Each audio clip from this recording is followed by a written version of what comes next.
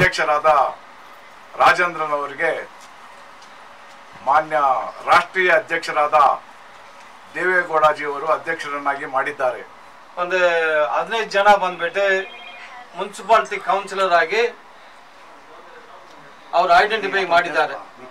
ಆ ಜನನ ಕರೆದುಬಿಟ್ಟು ಈ 15 ಜನ ಬಂದ್ಬಿಟ್ಟು ನಾವು ಕಂಟೆಸ್ಟ್ ಮಾಡೋಣ, ಬಾಕಿ ಇರೋ 20 ಇದರಲ್ಲಿ ಬಂದ್ಬಿಟ್ಟು ನಾವು ಕಂಟೆಸ್ಟ್ ಮಾಡೋದು ಬೇಕಾಗಿಲ್ಲ, ನಾವು ಗೆಲ್ಲೋ ಚಾನ್ಸಸ್ ಇಲ್ಲ ಅಂತ ಹೇಳ್ಬಿಟ್ಟು 1 more மீட்டிங்னு ಮಾಡಿದ್ದಾರೆ. ஸ்டேட் கமிட்டியில் போயிட்டு அவங்க இந்த எம்எல்ஏ ஷீட்டு பார்ட்டியில் கேட்டவங்க. கேட்ட நேரத்தில் பக்தவச்சலத்துக்கு ஷீட் கொடுத்துட்டு கே ராஜேந்திரனுக்கு கேஜிஎஃப் தாலுக் பிரசிடெண்ட்டாக கொடுத்துட்டு நீ தாலுக் தலைவராக போய் வேலை செய், அவர் வேட்பாளராக இருக்கட்டும், அவர் யாரு இவர் யாரோ இல்லை, இவர் ஏதோ தவறான ஒரு பதவி போட்டு வச்சிருந்தாருன்னா நீ கோர்ட்டில் அவர் கூப்பிடு, தவறான பதவியை போட்டுக்கிறாரு, இது இவருக்கு மாநில தலைவர் கொடுக்கல, மாவட்ட தலைவர் கொடுக்கல, அகில இந்திய தலைவர் கொடுக்கல, இவர் சும்மா சொல்லுக்கிறாரு, நான் தான் இந்த ஒரு தலைவர், ಕೋರ್ಟ್ல ಕೂಬಿಡ ಅವರ ಲೀಡರ್ಗಳು ಬರ್ತಾರೆ ಹೋಗ್ತಾರೆ, ಎಲ್ಲಿಂದ ಬರ್ತಾರೋ ಎಲ್ಲಿಂದ ಹೋಗ್ತಾರೋ ಗೊತ್ತಿಲ್ಲ. ಇದಕ್ಕೆ ಮುಂಚೆ ಬಂದು ಒಂದು ಇಬ್ಬರು எம்எல்ஏಗಳು ಬಂದ್ರು ಹೋದ್ರು, ಕೆಜಿಎಫ್ ಏನಾಯ್ತು ಹಂಗೇ ಆಸ್ ಇಟ್ ಈಸ್. கோபால் என்னைக்கு கட்சிக்கு வந்தவர்? கோபால் எதனா அவர் தர்ணா பண்ணிக்கிறாரா? கேஜிஎஃப்ல எந்த ஆபீஸ்க்கு வேணும், எந்த ஃபேக்டரி வேணும் தர்ணா பண்ணிக்கிறாரா? இல்ல பார்ட்டிக்காக தர்ணா பண்ணிக்கிறாளா? இல்ல 10 பேர் கட்சியில சேர்த்துக்கிறாளா கோபாலு? இல்ல தயானந்தால ஒரு 10 பேர் கட்சியில தான் சேர்த்துருப்பாரா இல்லைன்னு சொல்றாரு. பேப்பர்ல கொடுக்கும்போது வந்து நாங்க சிட்டி பிரசிடென்ட் அப்படின்னு கொடுக்குறாரு. அதுவே பெரிய அப்பன்ஸுங்க, எந்த லெட்டரும் கிடையாது, அதுவே பெரிய அப்பன்ஸ் அவங்க பேசுறது. அதனால வந்து தயவு செய்து அந்த லெட்டரை வச்சுங்க. நீங்க அவங்க என்ன கேட்டாங்கன்னா கூட அந்த லெட்டரை வந்து நீங்க காட்டுங்க.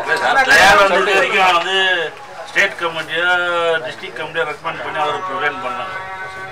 அவர் மெம்பராக பண்ணதுக்கும் எங்கள் லெட்டரில் பண்ணி தான் அவர் வந்து லாஸ்ட் டைம் கூட ஜெனரல் செக்ரட்டரி பண்ணது. தயாளுக்கு கட்சியை பற்றி தெரியாதுங்க.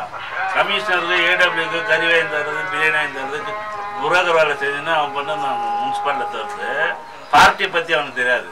அவனுக்கு ஜோதி ரெட்டிக்கிட்ட அறிமுகம் பண்ணி கையெழுத்து கும்பிட்டுவான், கூப்பிடுங்க டேரெக்டாக கேட்கலாம். நம்ம அவனை எதெல்லாம் பற்றி பண்ணுற மாதிரி இங்கே கேட்கலாம். அன்னைக்கு ஜனதா தயாளுக்கு வந்து ஜனதா பார்ட்டியை பற்றி என்ன அந்த பார்ட்டியோட ரூல் என்னன்னு தெரியாது.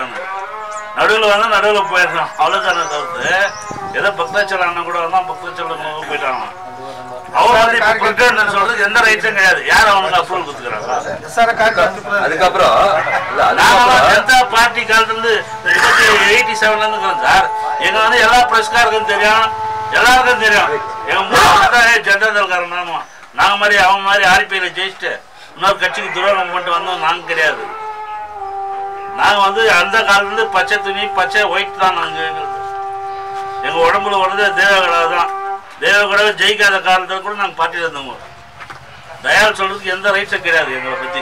அதுக்கும் அப்புறமேல இதே பக்தவச்சலம் கட்சியில வந்து சேரும் போது முனிசிபல் கிரவுண்ட் அந்த பார்க்ல ஒரு இணையர கூட்டம் நடக்கும் போது கே ராஜேந்திரன் தனித்து வந்து மலையாளி கிரவுண்ட்ல மீட்டிங் போட்டும் போது அதே குமாரசாமி சீஃப் மினிஸ்டரா இருந்து அங்க போய் அட்டென்ட் பண்ணிட்டு எகேன் நீங்க வந்து அட்டென்ட் பண்ணிட்டு போனார். இந்த ஊர்லயே முதல் மந்திரியா இருந்த அன்னைக்கு முதல் மந்திரி இன்னைக்கு முதல் மந்திரியா இருக்கிற குமாரசாமி கே ராஜேந்திரனுக்கு ஊர்ல பப்ளிக் முன்னால் அப்ரூவல் கொடுத்துட்டு போனார். இப்ப தயாள் கேட்கிற கேள்விக்கு இது நம்ம அவருக்கு பதில் சொல்ல வேண்டிய ஒரு காலகட்டத்துல கே ராஜேந்திரனே இல்ல. எங்கோ யாரோ ஒருத்தருக்கு பிரஸ்காருக்கும் தெரிஞ்ச விஷயம். அதனால இது பண்ணுங்க. இந்த இதுக்கு வந்து